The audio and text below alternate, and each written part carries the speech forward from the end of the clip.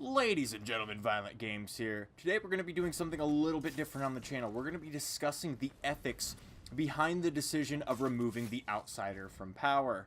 Now, if you haven't beaten Dishonored Death of the Outsider yet, this is not the video for you. Please beat the game before you engage in this discussion.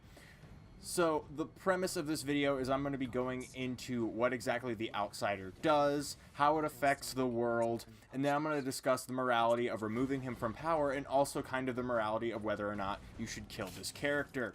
Without further ado, I'd like to get started. So what exactly does the Outsider do? I tried to boil this down to the most rudimentary definition possible, and the one that I came up with is that he simply gives people who are being oppressed the ability to fight back against impossible odds. Think about Corvo taking on the entire empire by himself. Think of Emily doing relatively the same thing. Think of the Rat Boy from one of those little lore comic things where he was being highly oppressed in his situation and couldn't do anything about it. The Outsider gives people the opportunity to fight back. Outside of that, he doesn't really have any impact on the physical world. Sometimes he'll go on a monologue with the character, but he usually will do this in the presence of the void, or he'll shatter time so that he has no direct physical impact on his surroundings. So the Outsider really doesn't have any influence over the world. The only thing he really, decides is who is blessed with black magic and who isn't. He doesn't even really choose how people use that black magic. He knows the potential outcomes, but he doesn't know what any particular person is going to use his magic for. You'll see this throughout the leveling up trees within any Dishonored game. You can use your powers both in a lethal and non-lethal setting. It's completely up to you. So the moral dilemma that's derived from all of this is the Outsider's distribution of black magic right or wrong? I think it's mostly subjective, but let me give you my thoughts. See, on one end, giving anyone like superpowers is very, very, morally gray because of what they can potentially do with those powers. This was kind of the way Dowd saw it. He said that no one should really have these powers, that it can only cause harm in the world.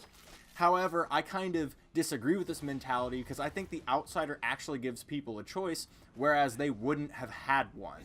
Think of like the Rat Boy. He used his powers kind of incorrectly to deal with this problem, but he wouldn't have been able to deal with this problem at all if it wasn't for the Outsider's mark. Same thing with Corvo Attano. Imagine you're going against an entire empire after you've been wronged so harshly, and you're kind of powerless in this situation. The Outsider gave him a choice by giving him the powers. He says, now I've evened the odds, do what you want. I really feel like this is almost kind of morally righteous.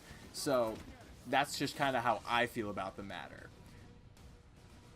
Furthermore, a lot of people seem to speculate that the Outsider favors high chaos, though I would like to argue that the Outsider's perspective on the world is probably severely altered because he's lived for centuries. He's probably very apathetic about life and death itself.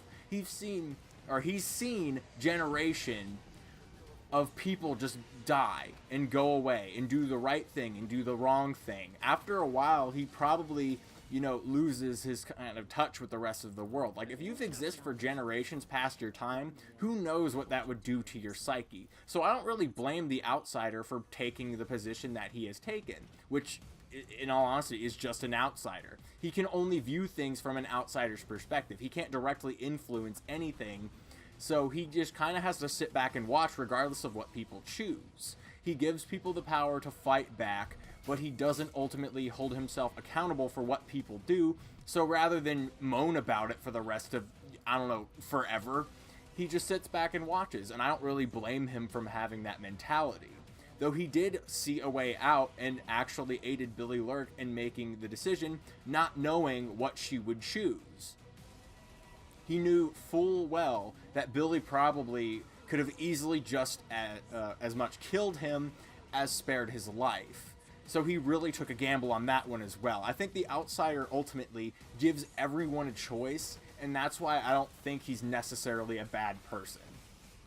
So for our final dilemma here, is it right to kill the Outsider at the end of Dishonored Death of the Outsider? I honestly do not know. And I know what you're thinking. Violent Games, you kind of stood up for him back there just a second ago. I understand that.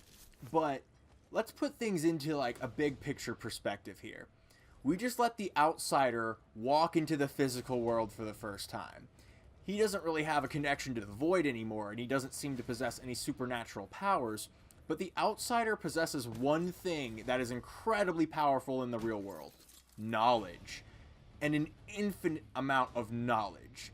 You're talking about a deity who has existed for so many generations. He probably knows so much about technology and how it's progressed. He knows everyone's secrets up until this point.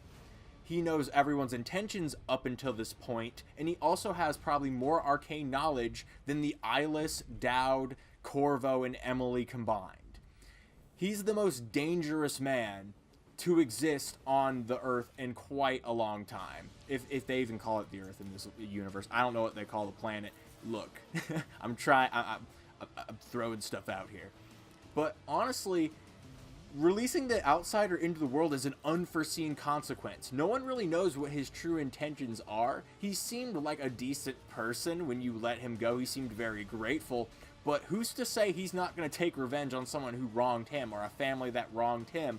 Or maybe he can even actually help the world because he can stop a cataclysmic event that can prevent the next plague or something.